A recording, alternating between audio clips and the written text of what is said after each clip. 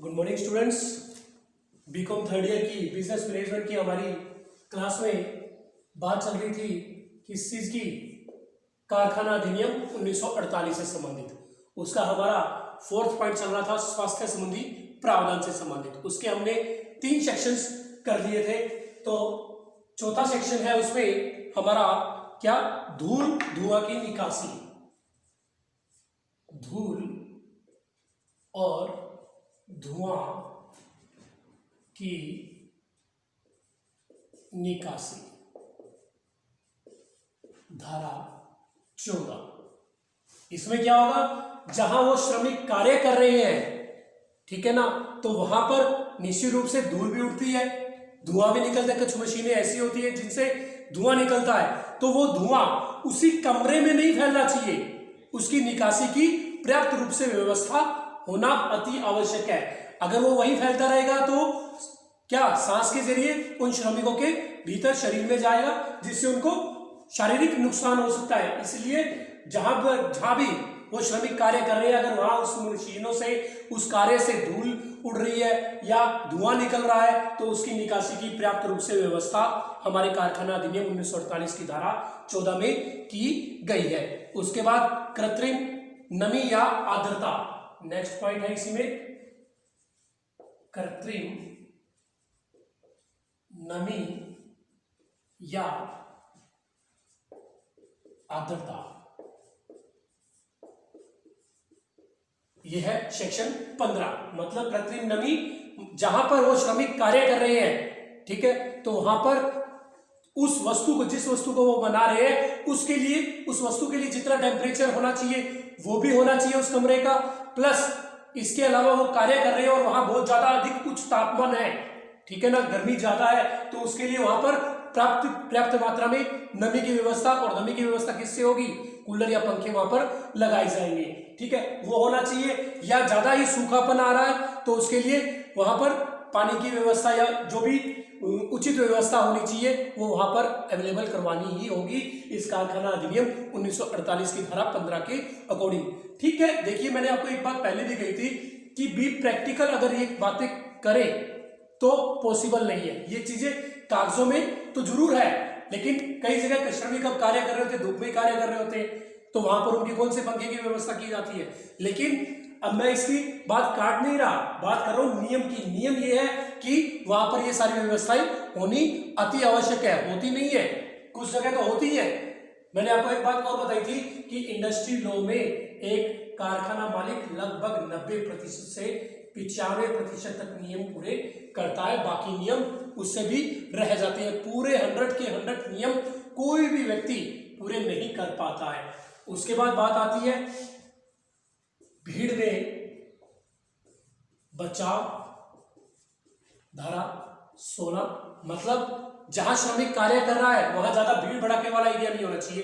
Area मतलब जिस area पर, जिस स्थान पर वो कार्य कर रहा है, वहां ये नहीं कि एक व्यक्ति इधर काम कर रहा है तो उसके साथ ये कोनी लग रही है और दूसरे के साथ इधर कोनी लग रही है। आराम से खुले में बैठकर वो कार्य करे, उसे किसी प्रकार की परेशानी ना हो, यानी कि उसे हिलने डुलने की उसकी पूरी व्यवस्था होनी चाहिए। मतलब वो इतनी जगह उसके पास स्पेस होना चाहिए कि वो भीड़ में बैठकर कार्य ना करे, आराम से हिल सके, बैठ सके। कई बार उसे पांव फैसारने भी पड़ते हैं, मतलब, तो वो भी व्यवस्था। आप कहेंगे ये बातें बोल रहे, ये बातें सब इस नियम में, इसके पूरे रिटर्न में, पूरी डिटेल में ये बातें लिखी हुई है। तो भीड़ में बचाव से कार्य से संबंधित उन्हें सुरक्षा दिलवानी ही पड़ेगी। ये नहीं कि ठूस कर एक कमरे में कैपेसिटी है मात्र 15 व्यक्ति बैठने की और वहां पर उसने 50 व्यक्ति बैठा दिए और लीजिए जी कार्य कीजिए। बीच में ही सारा गुड्स पड़ा है, माल पड़ा है, और बीच में ही श्रमिक पड़े हैं, बैठे हैं और कार्य कर रहे हैं, तो वो कार्य जल्दी से नहीं हो पाता।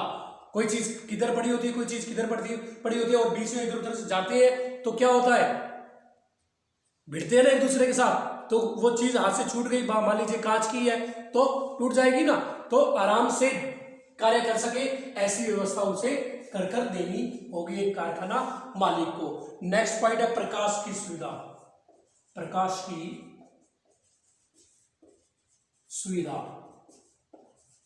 धारा 17। मतलब जहां पर श्रमिक कार्य कर रहे हैं वहां पर उचित प्रकाश की सुविधा होनी अति आवश्यक है। ये नहीं कि वो अंधेरे में बैठकर कार्य कर रहे हैं, ठीक है ना। प्रकाश की सुविधा होगी, और अगर रात में कार्य कर रहे हैं तो निश्चित रूप से प्रकाश होगा, और प्रकाश कितना होगा, क्योंकि कई बार कई उद्योग ऐसे भी है जहां देखिए बारीक सुई से भी काम करना पड़ता है, ठीक है ना। तो उनके लिए भी उसके हिसाब से प्रकाश होना चाहिए, उनकी आंखों पर ज्यादा दबाव नहीं आना चाहिए, जोर नहीं पड़ना चाहिए, तो उचित प्रकाश की सुविधा भी होना अति आवश्यक है। देखिए इसकी डिटेल में हम कितना भी लिख सकते हैं। बहुत से कारखाने ऐसे हैं जो दिन में ही काम करना पड़ता है, और वहां पर प्रकाश ईश्वर की कृपा से ही हो रहा होता है, लेकिन फिर भी वो अंदर कमरे में बैठकर कर रहे हैं, तो वहां पर उचित प्रकाश की सुविधा उसे करके ही देनी होगी। किसको? कारखाना मालिक को। उसके बाद बात आती है पीने योग्य जल की सुविधा। पीने योग्य है जल की सुविधा, यानी कि पानी की सुविधा, ठीक है। अब इसमें भी बात आती है, ये भी क्या, पीने योग्य जल की सुविधा एक कारखाने में होनी चाहिए, ठीक है। और वो पानी भी स्वच्छ होना चाहिए, साफ सुथरा होना चाहिए, आरओ का वाटर होना चाहिए। ये नियम कहता है, होता नहीं है, ठीक है। और साथ साथ ये नहीं है कि वो वर्क यहां पर इस एरिया में बैठकर कर रहा है, ठीक है, और पानी लगभग 100 मीटर दूर पड़ा है, यहां पानी पीने का है, नहीं। जहां पर वो वर्क कर रहा है श्रमिक, तो उस कमरे के बाहर पीने के पानी की व्यवस्था उसके पास होनी चाहिए। देखिए इसमें नुकसान किसका है? कारखाना मालिक का ही होता है, ठीक है। नियम तो बहुत सही बनाया गया है कि पानी की व्यवस्था पास में ही होनी चाहिए, लेकिन होती क्या है, कई बार दूर दूर होती है, तो वो पानी पीने जाएगा, 100 मीटर दूर जाएगा, कम से कम 5 मिनट लग जाएंगे। 5 मिनट जाने के लग गए, 2 मिनट पानी पीने के लग गए, और 5 मिनट वापस आने के लगे, 12 मिनट का लॉस हो गया। वो किसको हुआ? कारखाना मालिक को हुआ, क्योंकि वो तो पानी पीने तो जाएगा ना, प्यास तो लगती है, और खासकर गर्मी के मौसम में तो बहुत ज्यादा प्यास लगती है। तो इसीलिए नियम ये बनाया गया कि उनके पास पीने की, कई बार ऐसा क्या होता है, कई बार परेशानी भी होती है, ठीक है, पानी दूर कई चीजों से रखना भी पड़ता है। कई बार परेशानी होती है कि काम करते करते क्या हो जाता है, घबराहट सी पैदा हो जाती है, और तुरंत पानी की आवश्यकता पड़ती है, और पानी इतनी दूर है तो आदमी का जीवन समाप्त हो सकता है ना, पानी ना मिले। देखिए हवा पानी अन्न, ये हमारे शरीर के लिए भी बहुत ज्यादा आवश्यक वस्तु है, आवश्यकता की नीड की वस्तु है। तो इसीलिए नियम बनाया गया कि पानी पीने के योग्य पानी जल की सुविधा कमरे के बाहर ही होनी अति आवश्यक है, ठीक है ना।